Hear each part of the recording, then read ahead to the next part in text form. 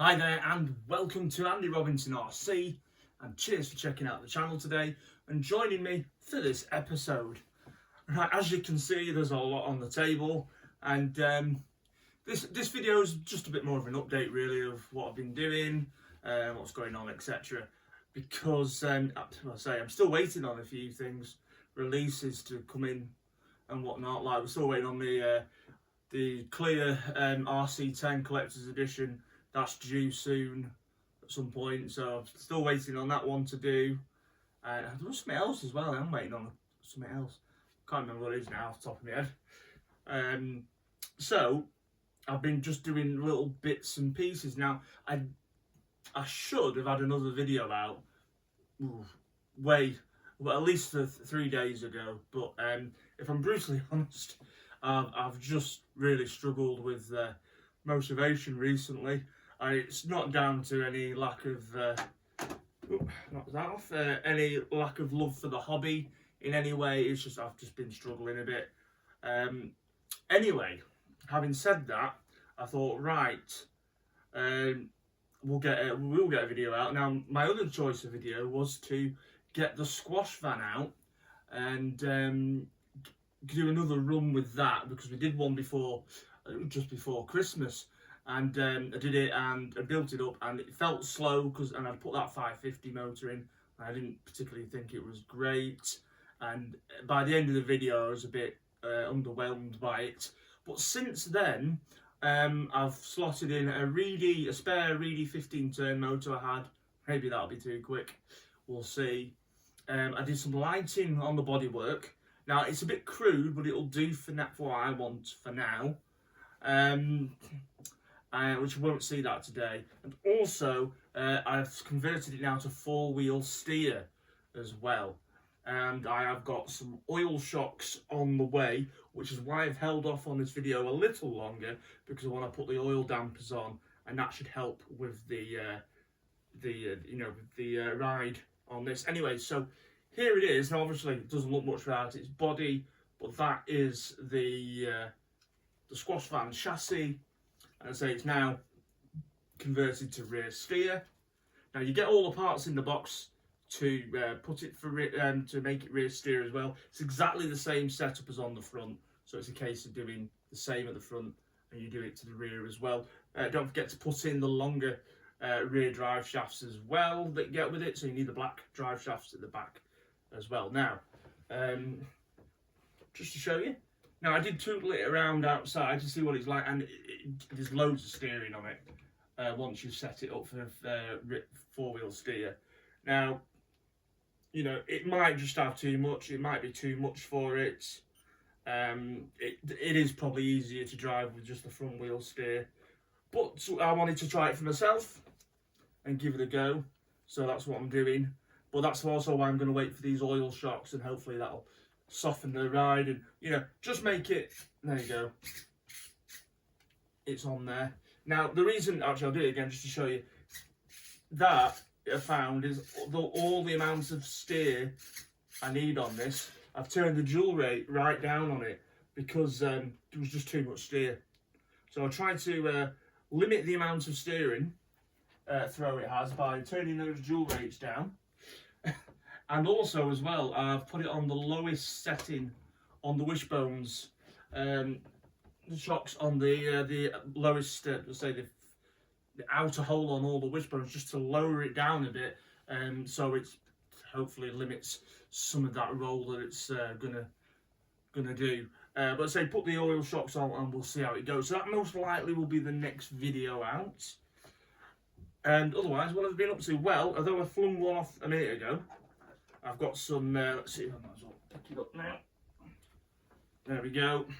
Not much does it, but there we've got some black JC Racing Yokomo wheels, 2.2 size from Modern Tyres. These are to go on the Yokomo YZ870C, so I can do some racing indoors with it. So yeah, I've got them. They're throwing them everywhere. They arrived today, so I've got them. Because I spent all that money on the buggy, it'd be a shame not to use it. So I've got them. Also, I think it was over the last week, I got a delivery of some yeah, racing parts. Just a few parts I wanted for a couple of my cars. One of the cars I can't show you because it's up. It's not an easy place to get at the minute. It's on the top of a wardrobe, right at the top, and my little lad's room, and the cot's in the way, and I just thought, I'm sorry, I'm not going to drag it out. But basically, it's a rear underguard for a Tamiya Grasshopper. Now, if you remember the Grasshopper, the Blockhead tribute Grasshopper I did, it was for that, and I wanted to get it at the time, but there was none in the UK, and I wanted to wait until I could get one. So picked one of them up now. So got that. So that's been fitted. I was looking at, for the Super Sabre, I was looking at the Team CRP wishbone hinge pin mount there that you could buy, and but some of the prices, to be honest, were a bit daft for them.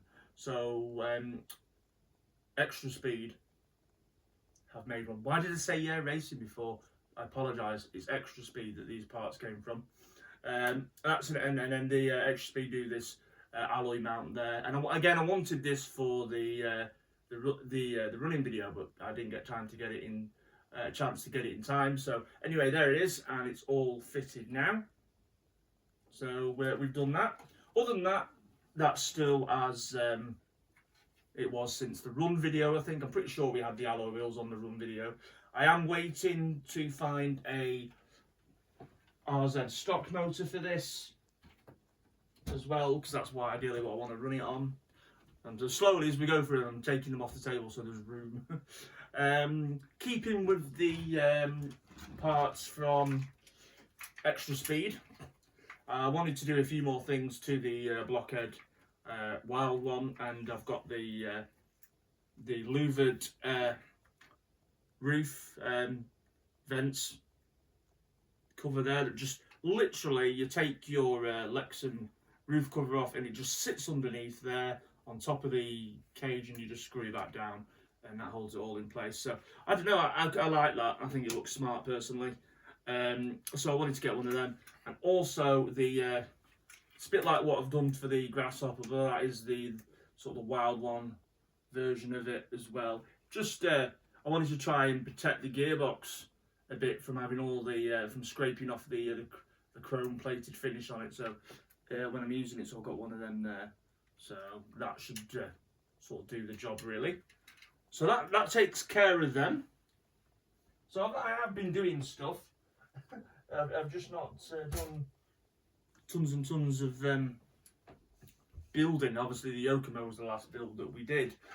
Right, so I say a bit of departure for me. As you know, I don't do much with on-road cars, especially when it comes to racing. I've always sort of raced buggies and off-roady things. Anyway, at the local club, the Blackpool Filed Radio Control Car Club, I'll leave you a link to that in the description. We've now split the nights, so we now have dedicated on-road nights and dedicated off-road nights. So we've not having anything suitable to run on an on-road night at all.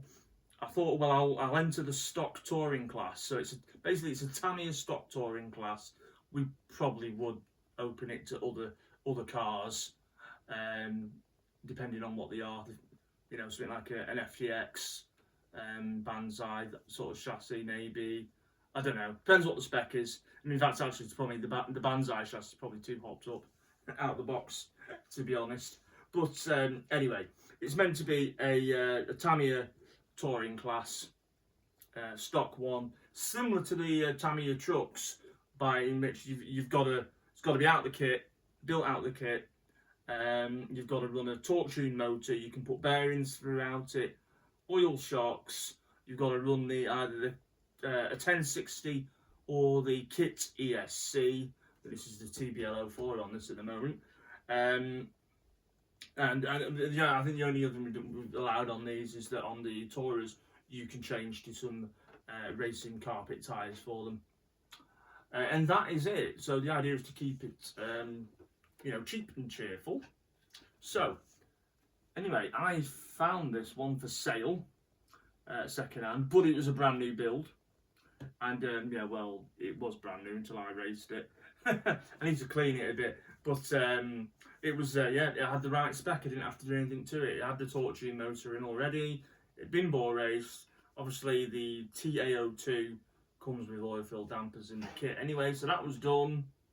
And it pretty much had radio gear. The only thing I've done is put a better steering servo in it and my own receiver, and that is about it. So I am, you know, thinking of changing out the Tamiya ESC for a Hobby Wing one. Not sure yet. Anyway, but that's it. And you know what this is actually the re-release of the TAO2 Calibra, the Opel Calibra or Vauxhall Calibra if you're in the UK. And in fact, I had this re-release on a year or so back on the channel when it first re-released. But this is what came across, and I thought that'll do for racing. So I picked up one of these. I'm running contact pre-mounted tyres.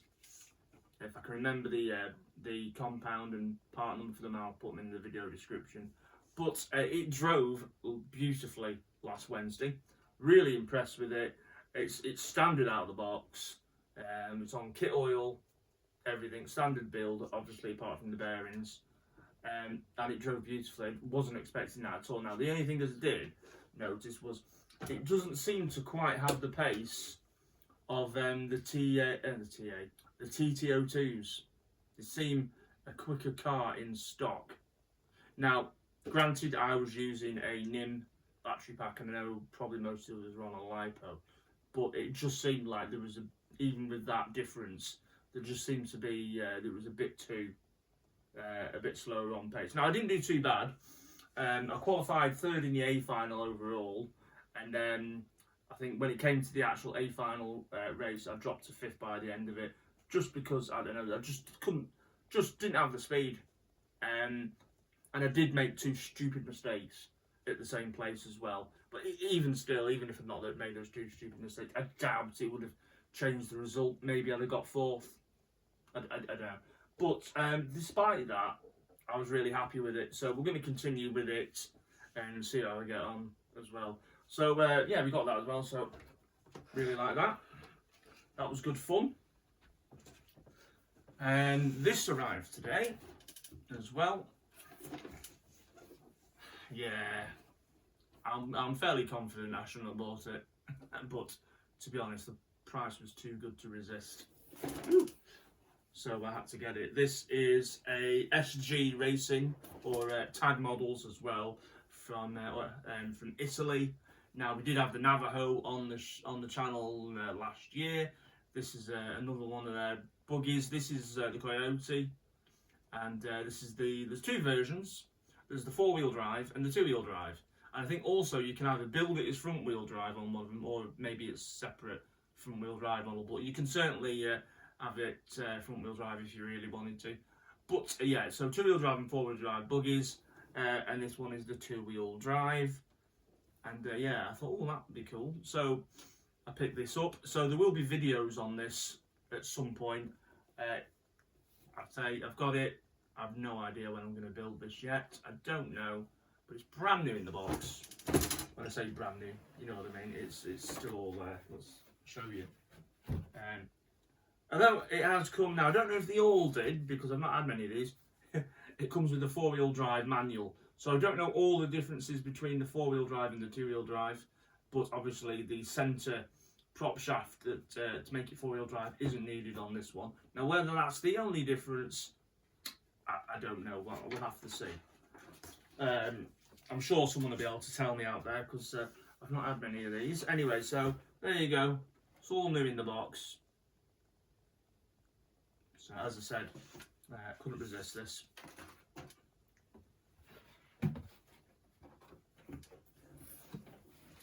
So yeah, so we've got a SG Tag Models Coyote 2-wheel drive to come on the channel at some point. So there we go. And then this one, saving till last. Now, I've had these on the channel before, not for a while. All those tyres are rock hard. What we've got there is the Roby Cheyenne and an AYK Sidewinder. Oh, lovely. I love the AYKs. So, a bit of audience participation here. Out of these two buggies, which one would you like to see me get going first? Do you want me to get the Sidewinder, AYK Sidewinder going, or would you like to see the Roby Cheyenne? So, if you let me know in the comments, just leave a comment, or within your comment, let me know which one you want me to get going first, and then that'll be the next one I get going amongst anything else that comes my way, like anything I've got a new kit that I've got to build or things like that. But we'll aim to get one of these up and running. Else, if I don't, I'll keep saying I'm going to do them, and they'll just stay in my wardrobe, which isn't what I got them for. But sometimes when I find things a bit overwhelming and whatnot, I find it sometimes a bit difficult getting stuck in with stuff. But I do want to see these going. My personal preference, I think, would be the AYK. However, that'll be the easiest one to recommission as well, because it is pretty much, apart from I've got to reattach the wing to the shell and I've got to sort out this front shock tower, it is like new under there. Apart from the tyres are a bit hard and they've had some wear, it's like new. So I think that'll be the easiest one to get going. Anyway, but that's not the point of this. So let me know what you want to see, and we'll go from there. Right, okay then. So that brings us to the end of this video. So many thanks for checking this one out. Much appreciated as always. And I look forward to speaking to you on the next video, which I say most likely will be the Tamiya squash van with the updates I've made and the oil shocks that are literally in the post at the minute. So yeah, anyway, all good. Thanks for tuning in. Look after yourselves. Have a great weekend, and we'll see you all soon on the next one. All right, take care of yourselves. See you later. Bye.